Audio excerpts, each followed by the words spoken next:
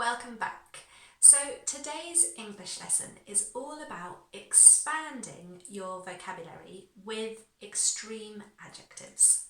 So by the end of this lesson, you're going to have a list of extreme adjectives and natural ways to use them. So what is an extreme adjective? Well, you could describe something as big, and you could add very, very big, or really big.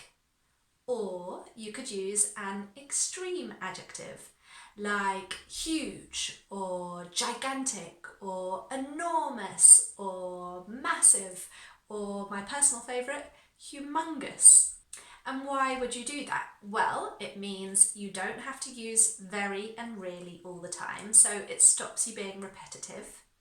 It also makes your vocabulary and your speaking sound richer and more interesting. And it helps you to emphasise. If I say enormous, you know that I mean very, very big, so I'm emphasising. And there are some great contexts to use extreme adjectives, which I'm going to walk you through in this lesson. But before we get started, I just want to remind you to subscribe to my YouTube channel because I upload new English lessons every week. Okay, so I've already mentioned big, but let's just recap that and practice the pronunciation a little bit. So we had huge, and that's a really common one that you can use in any situation. So watch how my mouth makes that shape, huge. Okay, you've got the phonetic spelling there as well, but it's also useful to look at the shape of my mouth, huge. And then we had enormous, so try and repeat that after me. Enormous. Okay. Gigantic. Gigantic. Massive. Okay, so that's a nice one. Massive, but it's quite informal. And then the last one I mentioned is humongous. Humongous. But again, that's very informal, so just, be careful who you're using that one with. Okay, so it's really important to repeat after me and practice that pronunciation for two reasons. It improves your pronunciation, but it also helps the vocabulary to stick in your head. So, as I said earlier, there are some really lovely contexts in which you might want to use an extreme adjective. The first one is if you want to disagree with someone. So, somebody might say to you, I didn't think that new Toy Story film was very funny.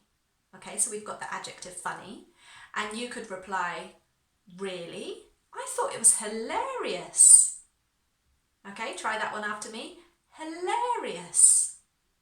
So an extreme adjective for very, very funny.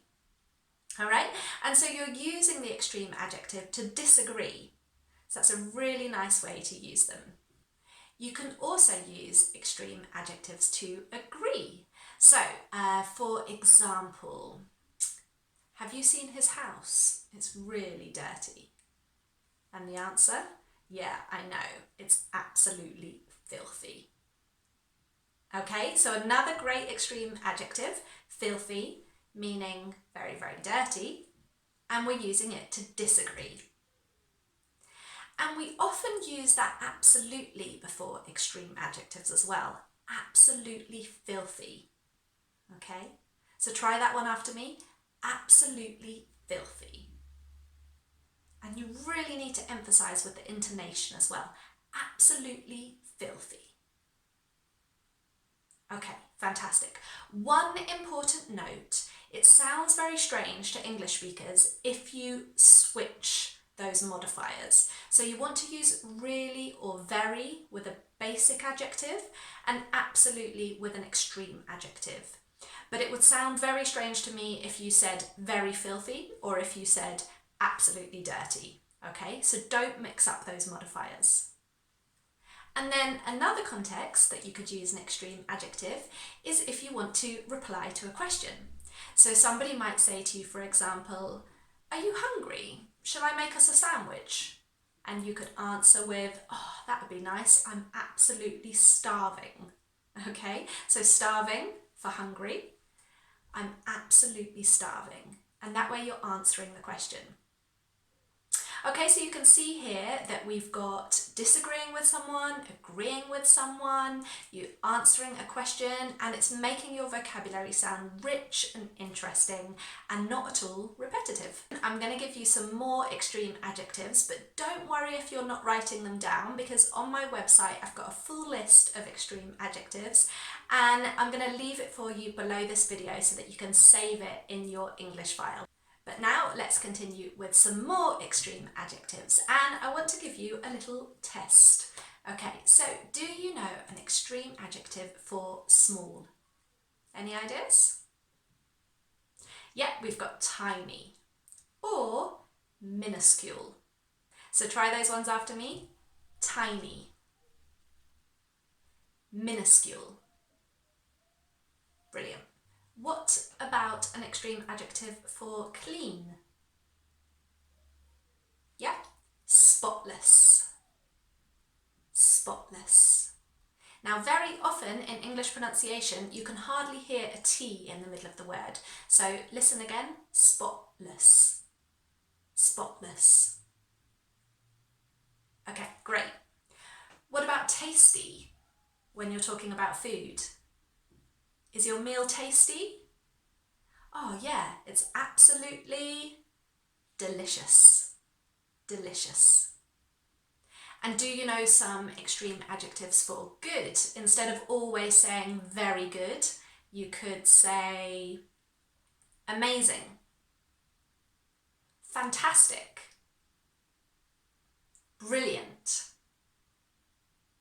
Okay, so it's absolutely fine if you want to say very good. There's no problem with that at all. But if you want to mix it up and make the vocabulary a bit more interesting, you can use these: amazing, fantastic, brilliant.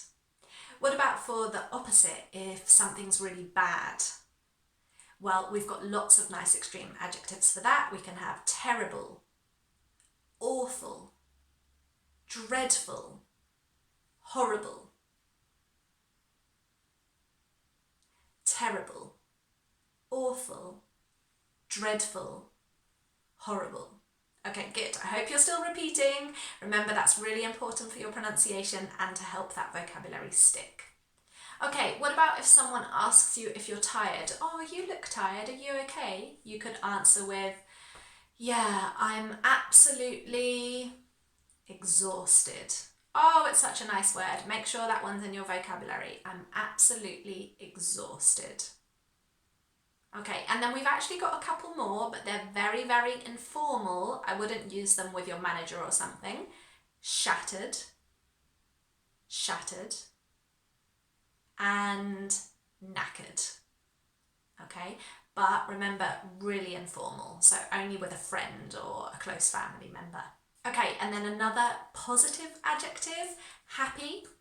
Do you know anything you could say for happy? I'm absolutely thrilled. I'm absolutely thrilled. And we've got a nice phrase as well that I just want to add here, over the moon. That's a nice one. I'm absolutely over the moon. So, so happy, over the moon. And the opposite of that, very sad.